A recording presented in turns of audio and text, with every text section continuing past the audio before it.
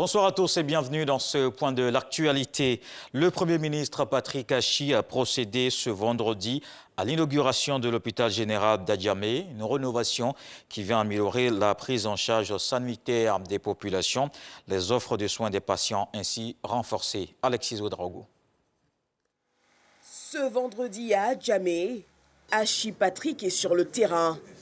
Le Premier ministre observe, échange et teste les équipements de l'hôpital général d'Adjamé rénové. Avec 2 blocs opératoires ultramodernes, des plateaux techniques à la pointe de la technologie et 40 lits d'hospitalisation supplémentaires.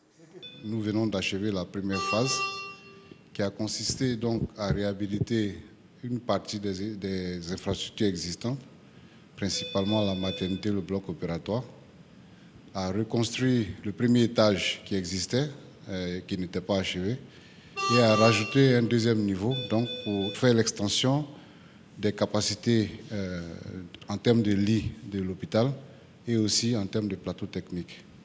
Cette réhabilitation fait partie intégrante du vaste programme hospitalier en cours de réalisation dans le pays, au grand bonheur des praticiens.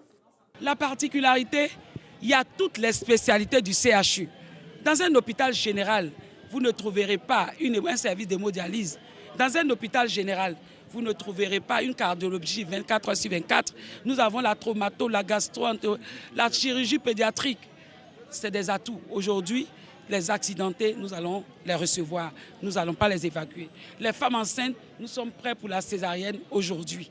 Pour le chef du gouvernement, cette réhabilitation contribuera à soulager les ménages en améliorant la prise en charge sanitaire.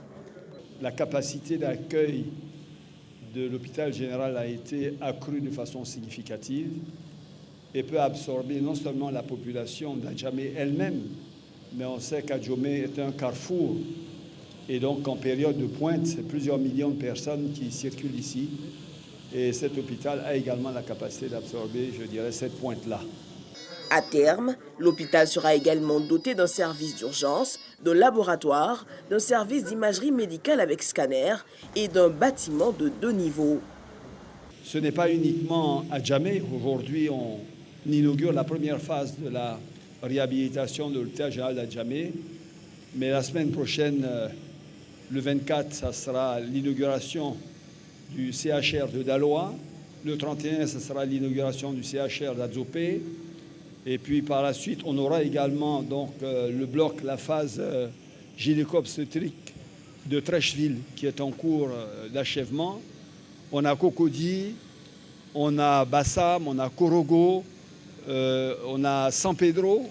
Donc c'est toute la Côte d'Ivoire qui est en chantier pour donner à notre plateau technique sanitaire une qualité parmi les meilleures, je dirais, sur le continent. Et même, je dirais, pour certains pays dans le monde. Nous sommes au travail.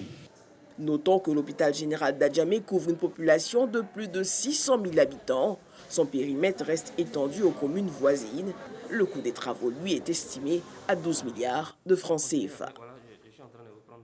On reste dans le financement. Le Premier ministre Patrick Achi, qui était aussi aux côtés de la SFI lors d'un panel de haut niveau, la Société financière internationale a mis en place un mécanisme pour le secteur privé de la santé. Les opérateurs peuvent acquérir des équipements médicaux de qualité. Les patrons des cliniques ont salué ces facilités offertes par la SFI, la Société financière internationale, qui veut ainsi faire de la Côte d'Ivoire un hub du tourisme sanitaire.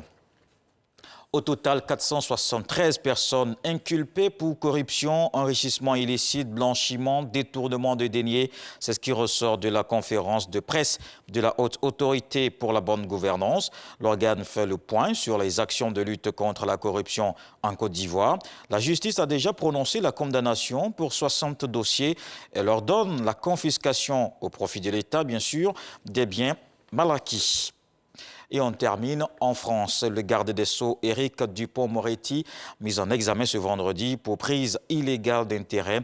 Une décision des magistrats de la Cour de la justice de la République. Il est soupçonné d'avoir profité de sa fonction de ministre pour régler ses comptes avec des magistrats avec lesquels il avait eu maille à partir quand il était avocat, ce qu'il refute. Cette mise en examen est inédite pour un ministre de la Justice en exercice.